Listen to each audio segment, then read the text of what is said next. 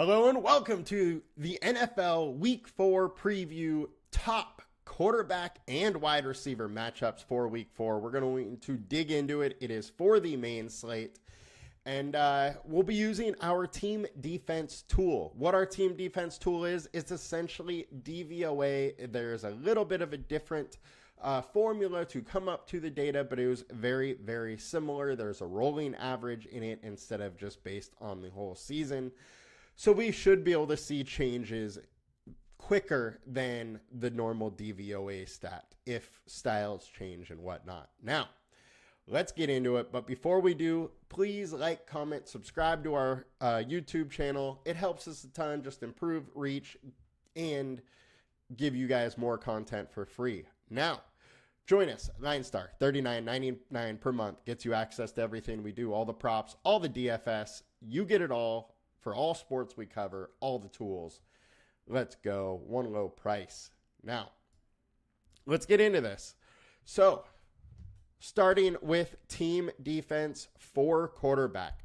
Our best matchup so far, or for this week, is Caleb Williams. He's coming off the best week he's had of the season. He put up 363 yards, had 2 tutties, had 2 interceptions, and now he's in a spot versus the Rams, who have let everybody throw all over him. The average is they are allowing 8.57 more fantasy points per game to the quarterback. So he's in a good spot. Now, this is a rolling 4-game average, so we still don't have a total 4 games. But the data is getting there. And as the season goes on, this is going to be more and more useful because we can use the different time frames and really kind of figure out what we want to do here or what the data is telling us. Caleb Williams in a great spot versus the Rams. Next, Kyler Murray. Now, this is one that you may want to stack. Kyler Murray is in a great spot. Game total of 50 points. You know Washington can push the pace on the other side. So we really could see a shootout here, and Kyler Murray's in a great spot.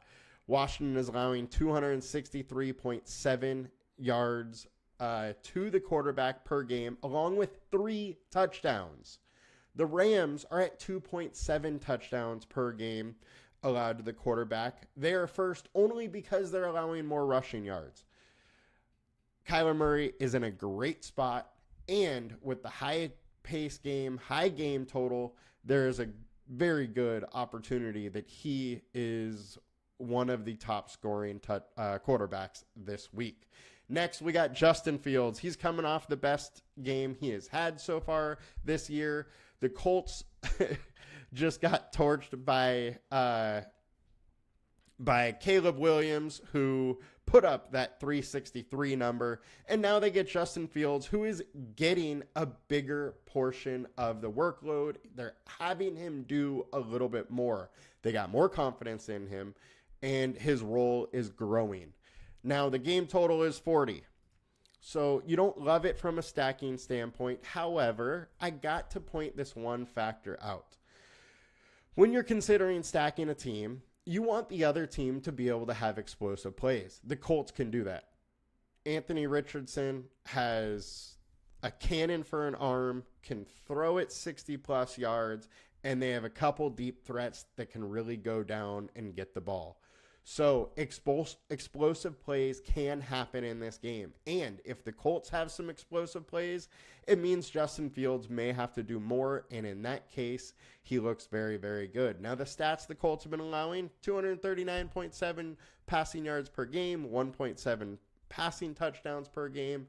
The issue for Fields is they haven't been allowing much rushing. 20.7 rushing yards a game, 3.7 rushes. So while Fields is likely to rush a lot more than that, and he's a better rusher than anybody they have faced, so there's more upside there for Fields, but it is an interesting spot, and he is in one of the better matchups of the week at only 5,500 on DraftKings. Now, those are our top 3 quarterbacks. We got Caleb Williams, Kyler Murray, and Justin Fields. Now let's get over to wide receiver. with the number one wide receiver, which is Amari Cooper. He is facing 32nd rated Las Vegas Raiders as the WR1, averaging 9.7 targets a game. I told you he had 12 targets and 2 touchdowns last week. He is in another very good spot. The targets have been there. 9 targets week 1, 8 targets week 2, 12 targets week 3. They're going to try and get him the ball, and now he's in a great spot. The Raiders allowing 152.7 yards a game to the wide receiver and 1.3 touchdowns. We know Cooper is the alpha. A big share of that is likely going to him, and I like the spot in the matchup for Amari Cooper. One thing, super low total, 37 over under. So it's not a huge stacking spot, but you could definitely like the one-offs. Now we got Marvin Harrison. Kyler Murray, we already talked about.